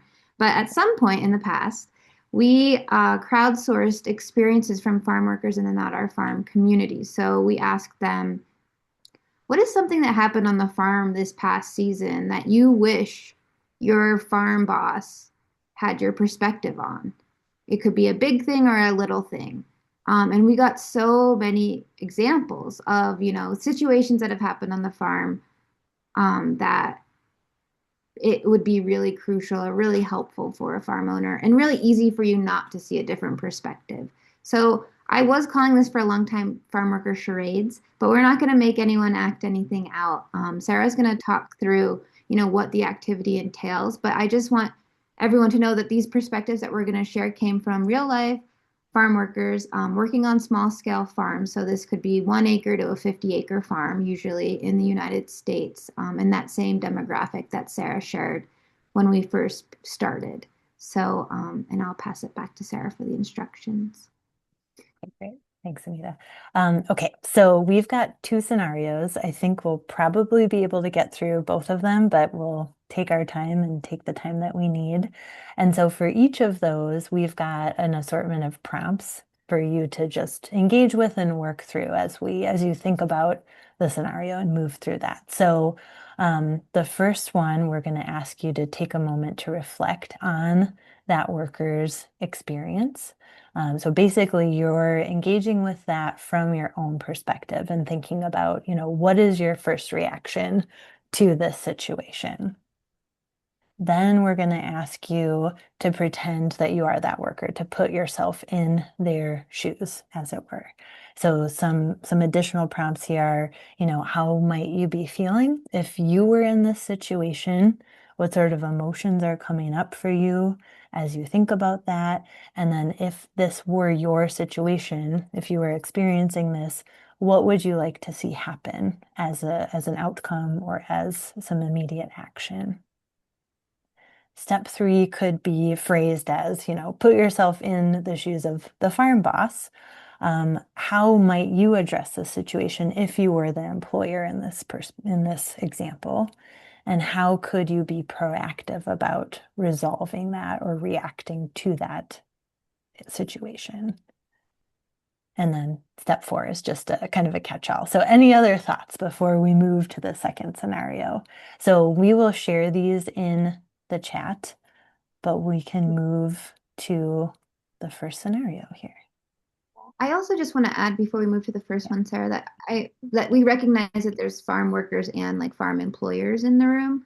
So if you're a farm worker and you're reading these scenarios, it would be interesting to also put yourself in that position of the farm as the farm worker and how you like relate to this scenario. Have you experienced it? But then also what could it feel like to be if you put yourself in the shoes of an employer or the boss and how you would see that perspective as well. Thanks for adding that clarity, Anita. Cool. Okay, so the first scenario here on your screen is my boss is a very high energy person who can accomplish a lot in a day. He asks a lot of us workers and tries to compensate us well.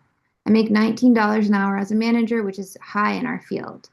Generally, I'm down to give it my all and enjoy a taxing day on the farm, but often I feel that while his goal is to be feeding as many as possible, he can lose sight of the fact that I'm there mostly to make money to pay bills.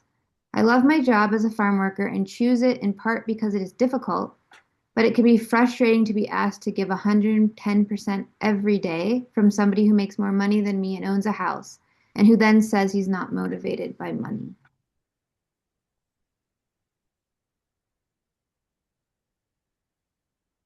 So that's the scenario for y'all to take in.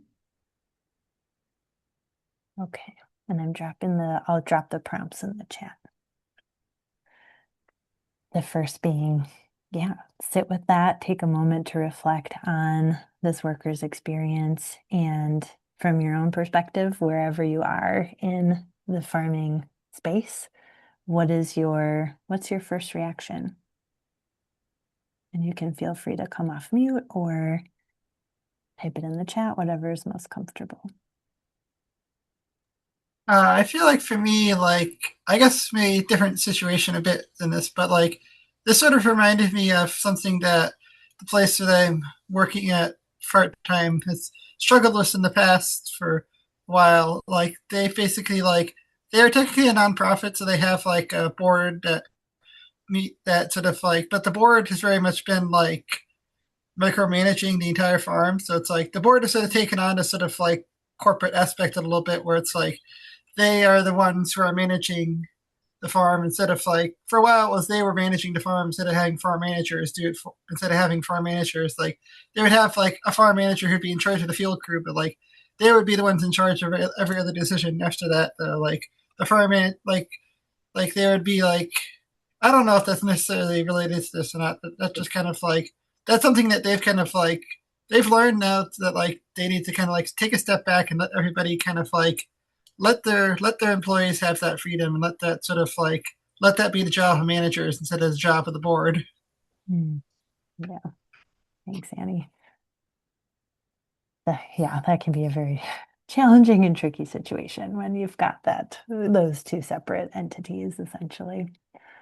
Um, any other folks? Oh, Avery, go ahead. Yeah, one thing that makes me think about that white supremacy culture and like productivity is one of them, where it's very much like go, go, go, go, go, go, go, and like how hard it is for like self-advocacy when you're like butted up against kind of that as your like leader person. Mhm. Yeah, thanks for sharing that, Avery.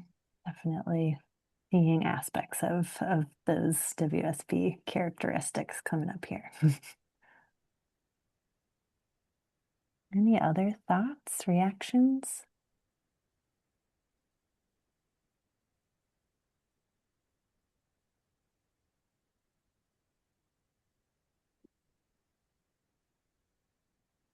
All right, we can move into the second prompt then, which is now you want to kind of put yourself in that worker's shoes in their experience. How would you maybe be feeling if you were in that situation? How would you be feeling broadly? What sort of emotions might be coming up for you? And what would you maybe like to see happen? What sort of outcome would you be interested in seeing?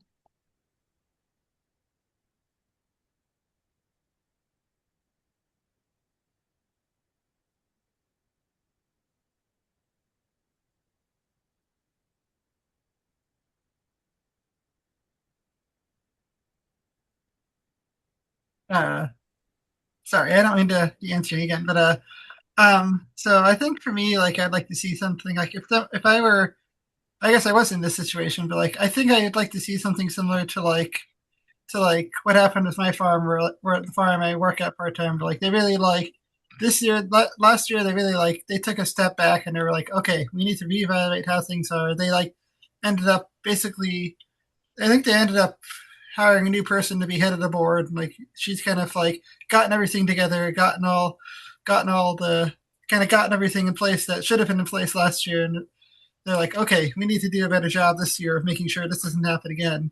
And because like it's been a big problem for them in the past, where like they've actually ended up losing money because of that, and they've ended up like their products go down because their quality of produce has gone down because of that, and like the customers that buy from their farm stand have been frustrated by that because their produce isn't as good quality, and they've been having to like they just haven't been like able to manage stuff because they've been so busy trying to micromanage their employees. So it's like so it's like now they kind of realize that like, wait a second, we need to actually focus in on what our jobs are supposed to be instead of trying to do the employees' jobs for them. Hmm. And so Yeah. it's just like something similar to that for this situation. I think would be what I would like to see ideally. Yeah, great. Thanks, Annie. Super helpful. Um, yeah, other thoughts? Yeah, We've I think got, what Melissa's putting in the chat, Sarah, if you see that. yeah, I see that. So in response to reflect on this from the worker's experience and first reaction Melissa shared, I think that disconnect can exist in various workplaces where the highest level mission or vision has some disconnect from what the workers on the ground are thinking. And it can feel sort of shameful to prioritize one's own job or well-being rather than focus on the mission of feeding so many people. And Ash has shared, we undervalue physical and manual labor of farming and the mental and emotional toll to keep up with the pace of the work. Yeah, there's a long, long, long history of that as well. Thanks for sharing that.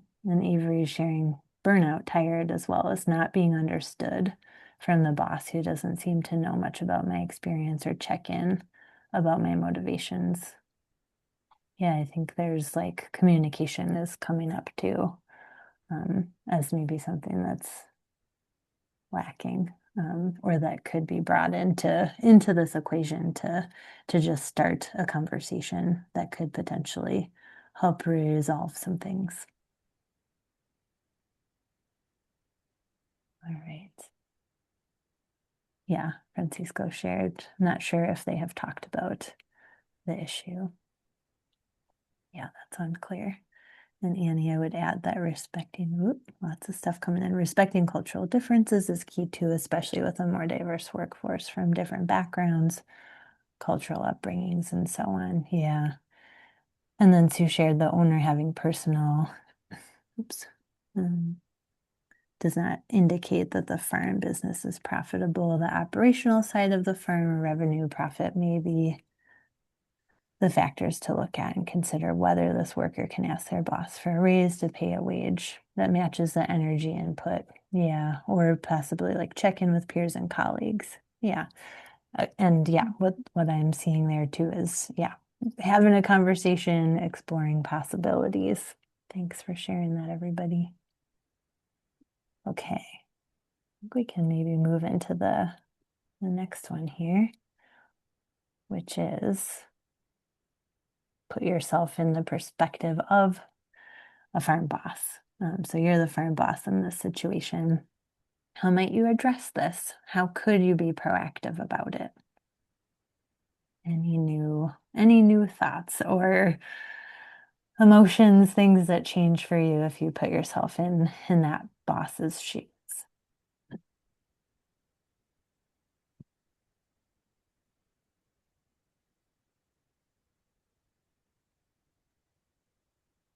So I think I would probably do what I basically did with the place that I've been working at, where I sat down with them, and I think it was me and the farm manager, the my sort of like impromptu farm manager person who was there last year. Was sort of like we all sat down and then we're like, okay, we need something to change here. This is not working.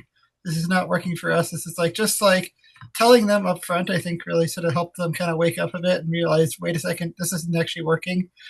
And this like I think they were kind of like I don't know. I felt like they needed a bit of a slap to reality a little bit, so to say.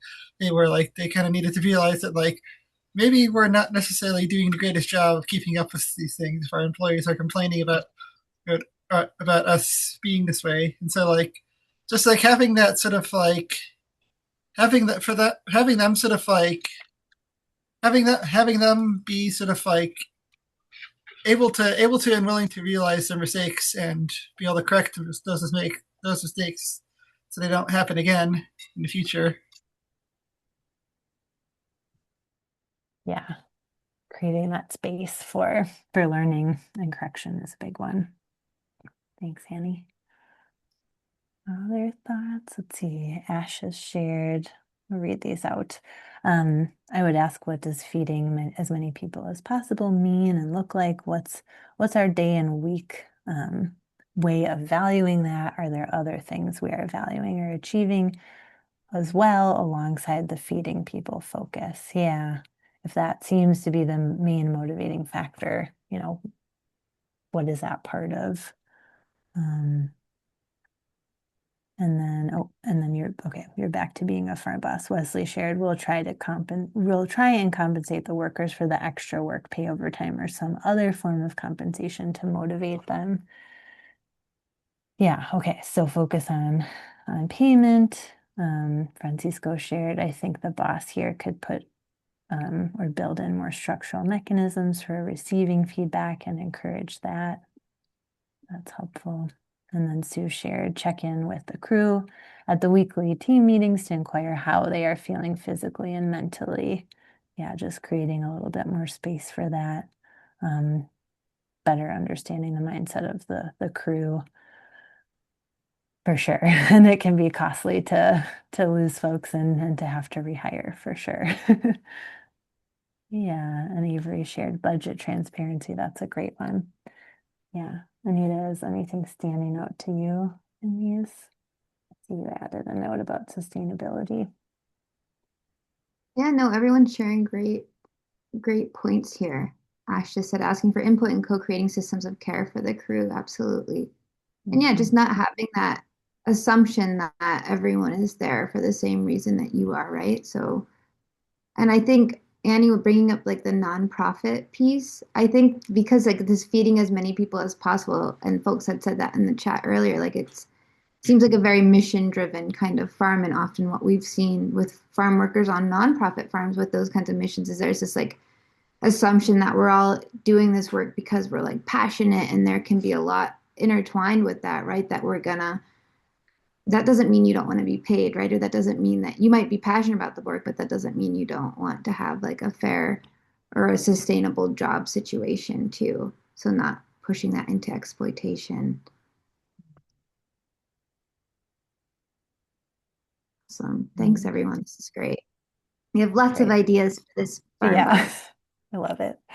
Also the snacks, water, tea breaks. Yeah, lots of good Yeah, stuff coming through. snacks go a long way For with sure. morale. Food. Yeah. Yep. Yeah. Okay. Should we move to scenario number two? Okay. Cool. So this is our second one. It's our last scenario. I know we're getting close to the end here, but this one felt important to share with y'all. So I was a co-farm manager on a farm with 5 crew members, mostly all beginning farmers, except me and the other manager. We were all charged with building 2 high tunnels while the 2 farm owners were out of town for 2 weeks to learn about potentially incorporating grapes into the operation. We were given no instruction, just a phone number to the company we bought the supplies from, access to all of the power tools, the farm truck, my personal truck with 3 ladders. We were often in very unsafe positions during the build, including climbing on ladders in the beds of the trucks or on the roof of the trucks for us to reach the height needed to drill pieces together. Given how things typically ran on this farm, I knew it was by any means necessary project using whatever methods we could, and that the tunnels needed to be built before the bosses returned. It was incredibly stressful and unsafe, and the other manager and I were very resentful of the position we were put in. So that's the situation.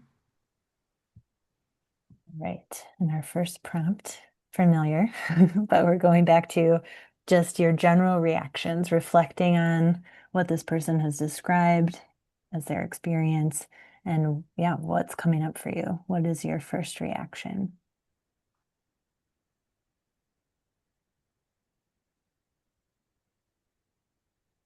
So another situation that I've been in similarly, only not quite as extreme, but kind of like where I guess I was at an internship a while back where they were basically just like they, the owner basically just, what the manager there just basically like give me a task, very little instructions, and just like go up and lock himself in the office for the rest of the day, and he wouldn't come out until the end of the day, and like it was just like I was able to call him, but he seemed like he was like really annoyed at me whenever I tried to call him, and like would be like so kind of similar, kind of like similar situation, just not quite as extreme, or it would just be like you'd just be like, okay, go do this, and then leave me alone for the rest of the day, pretty much. And I wasn't allowed to go in his office. That was like off limits for some reason. I don't know why, but it was just like so.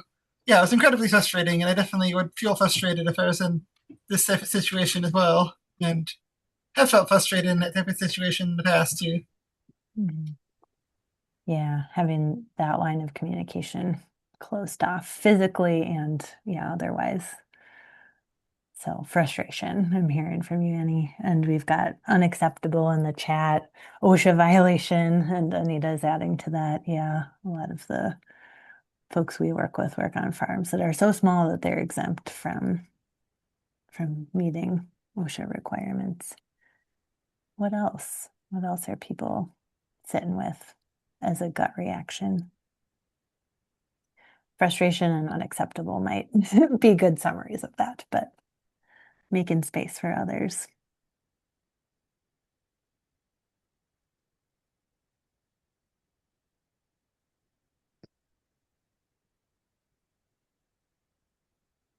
Okay.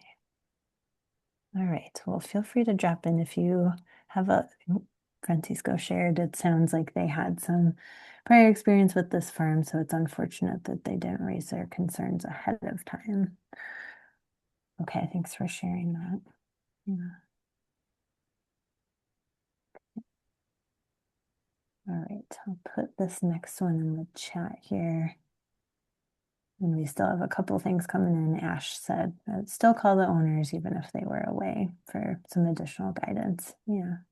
Okay, so now shifting into those workers' experiences, that workers' experience, how might you be feeling if you found yourself in this situation? Emotions again, what sort of emotions are coming up, and what would you like to see happen if this were happening to you? And we've got some of that, like what Ash shared might be an example of calling the owners.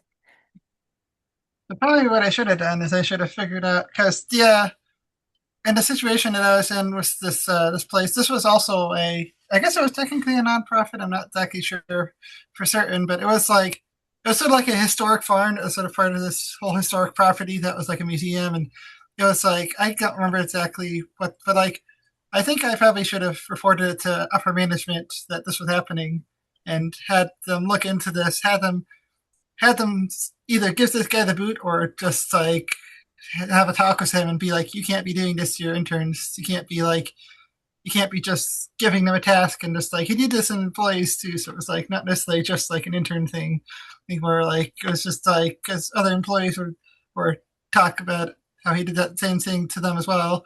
And so that was like, so that's like, I think in that situation, if I had to do that, if I had that happen again, I would probably report it to upper management and let them handle it from there. Let them sort of like, and if they're not responsive, I would probably like try and go higher up the ladder, see how high I can go before somebody responds. Danny, so thinking about who can you share this information with? What resources do you have in that HR infrastructure, if there is one? Yeah. Um, Ash has shared it's unsafe and irresponsible to not help prep your team, support them, and also not be present when something major is happening by any means necessary should be modeled by the owners showing up for their employees too. And Francisco shared try to get more support or experienced people with the task at hand, maybe as a next step. Yeah, thanks, folks. Other ideas, thoughts, emotions, if you're the worker in this situation, or outcomes.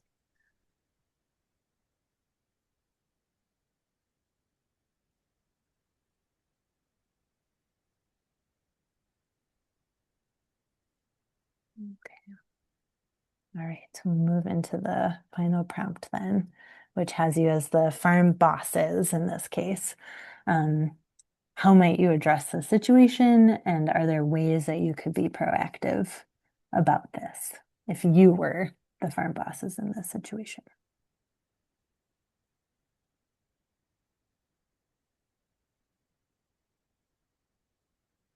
Call to check in on things. How are things going? Great. Some curiosity.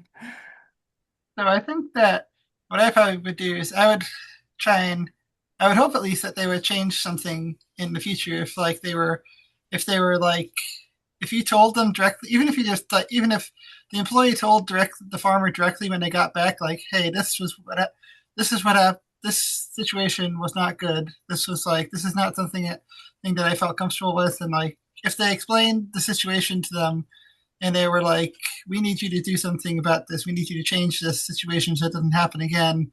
I would like to see those farmers initially take action and be like, okay, let's make sure that we don't do this again. Let's not just leave our employees to put up this hoop house while we're away without any training or without any or without any supervision. And let's reevaluate, sort of like have them reevaluate their schedules too to make sure that they are there on site, on farm when something like this is happening, so that they prevent this type of situation from happening in the future, and that they have also that they have training for their employees that if they do need to be away for some reason, that their employees are able to do these things safely without putting themselves in danger and without causing a situation that could further hinder their performance and also will provide and also sort of like create unsafe working conditions. Mm, yeah, thanks, Annie. So, right, provide support, maybe learn from experiences that didn't necessarily go well, and so on. Yeah, we've got other things coming in the chat as well. Julia shared, I would have hired at least one professional to guide the project with the farmers, maybe someone with a crane, a bucket truck, or so on. Regularly check in with the team, make sure everyone's safe, check in on progress, and so on. Um, yeah, ensuring that I'm around if I'm the owner in this situation, keep an eye on the work, especially if we're carrying out the task for the first time. Wesley shares, also try to check up on them regularly to see how folks are coping. Um, and Ash shared checking and coordinating with the managers and the team better. Yeah, so lots of folks are kind of coming at this from checking in, not being MIA, being present in different ways to provide support. Yeah, thanks, folks. Co-working. Oh, not co-working. Thanks. Yeah. All right. Yeah. Well, thanks Thank you. for, yeah, go ahead, Anita. Oh no, I was just gonna say, yeah, thanks for all of these, yeah, different things that coming at it from so many different perspectives and offering all of these ways that folks can be more supportive of their crews and sit in those perspectives of what it's like to be, yeah, working on a farm where maybe you have those power dynamics where it's difficult to ask or you don't have those kind of feedback structures or communication practices in place. Yeah. Yeah. Thanks for engaging with us at the end of the session, at the end of the Yeah. day. Definitely a heavy brain lift. Yeah, but we're Yeah. happy So to. we're gonna close out. We don't have much time left, but we just are curious, if anyone wants to put in the chat, or maybe you can just reflect on this. Like, we went over a lot today, and I am absolutely certain, based on the conversations we've had and the discussions and what you've all like said and put in the chat, that there's a lot that you've already accomplished or that you have going on in your farm operations to be proud of. I'm really impressed with practices you all shared and what you have going on and your experiences. So we would love to hear if you want to put it in the chat or just reflect on it personally, not necessarily share, but what have you already accomplished around these topics that we talked about, and what are you proud of?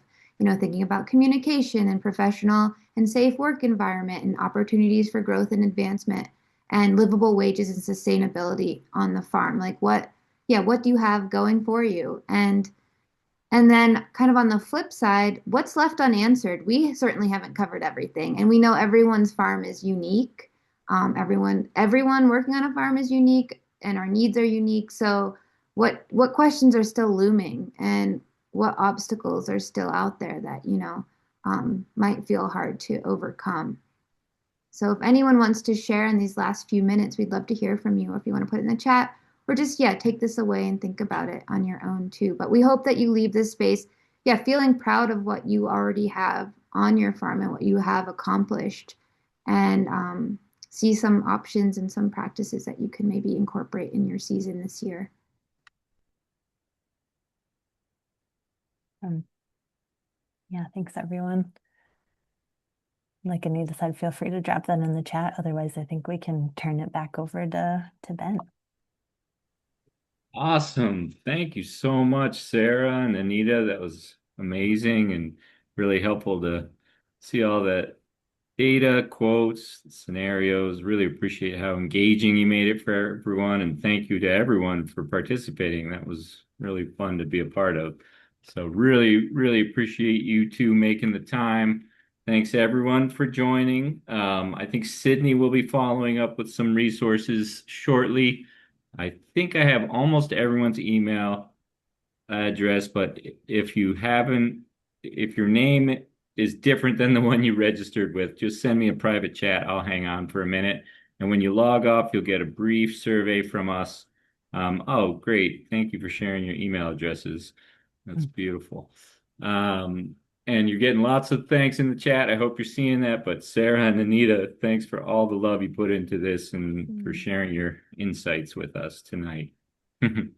Thanks so much for having us, and thanks Well, to all of you for sharing. Yeah, best wishes this season to everyone too. yeah.